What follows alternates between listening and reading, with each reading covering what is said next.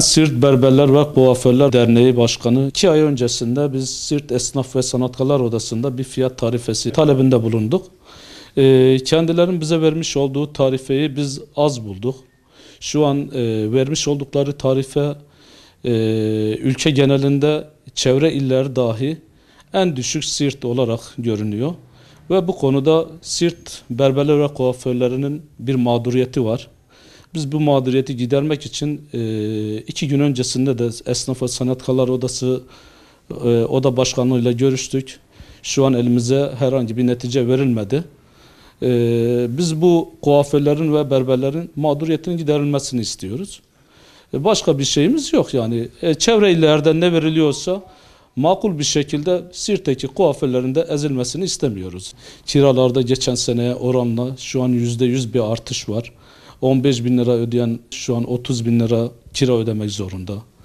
Geçen sene 1900 lira Bağkur ödeyen bir arkadaşımız bu aydan itibaren 3000-3500 lira civarında. Sigortalar aynı şekilde. Malzeme desen, yani elektrik, doğalgaz desen aynı şekilde büyük bir fiyat geçişleri var. Kuaför kardeşimiz maliyetlerden dolayı iş yerini kapatmak zorunda kaldı veya devretmek zorunda kaldı. Asgari ücretle çalışabileceği bir yer bulmaya çalıştı. Gerçekten çok büyük bir sıkıntı var sektörde. Özellikle Siirt'teki berber ve kuaförlerde çok büyük bir sıkıntı var. Bu mağduriyetin bir şekilde giderilmesini istiyoruz. 1996'dan beri kuaförüm. Esnaf olarak çok büyük bir sıkıntının içindeyiz.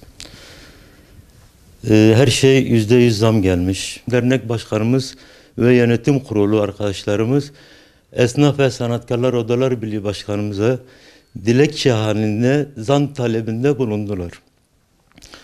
Sağ olsun Esnaf ve Sanatkarlar Odalar Birliği Başkanımız yönetim kurulu olarak toplanıp cüzi bir zam verdiler bize. Malumunuz her şeye %100 zam geldi. Elektrikten doğalgaza, malzemeden elektriğe, her şeye zam geldi. Biz bu yükün altından kalkamıyoruz. Ya iş yerimizi kapatacağız ya da makul bir fiyat istiyoruz. Dün Esnaf Sanatkarlar Odalar Birliği Başkanımız ziyaret edildi ve çıkan fiyatı bize takdim ettiler. Ama maalesef biz bu fiyatı kabul etmiyoruz. Ricamızdır Allah için. Başkalarını düşündükleri gibi bizi de düşünsünler. Bize makul bir fiyat versinler. Bizim gideceğimiz tek yer, sığınacağımız tek yer, evimiz bildiğimiz tek yer Esnaf ve Sanatkarlar Odası'dır. Biz zam isterken diğer esnaf meslektaşlarımızın da duygularını alın. Dertlerini, sıkıntılarını paylaşın. Sadece bir kişinin yanına giderek zam istenmez. En düşük sakal tıraşının 30, saç kesiminin de 50 lira olmasını talep ediyoruz. Başka hiçbir şey istemiyoruz. 20-25 senedir erkek kuaförlüğü yapıyorum. Bizi sırtlayacak, bize destek verecek hiç kimsenin olmamasından muzdaribiz. Ürünlerin fahiş fiyatları ortada. Her şey yükseliyor. Yalnız bizim tıraş ücretlerimiz çok düşük.